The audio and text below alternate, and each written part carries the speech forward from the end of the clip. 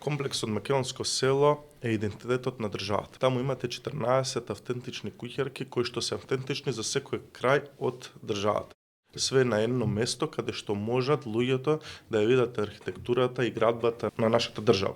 Таму планирано е заедно со Министерството за култура, бидејќи во срцето на самиот комплекс има музеј од Министерството за култура, да прати министерот двајца туристички водичи кои што ќе објаснуваат и ќе раскажуваат за комплексот, односно за селото. И вториот аспект зашто сакавме да го опуштиме во употреба, затоа што тоа село не функционираше 6 или 7 години по самото доаѓање на власт од страна на Социјалдемократскиот сојуз и заради тие причини, заради нивното неработење, државата има штета околу £500,000.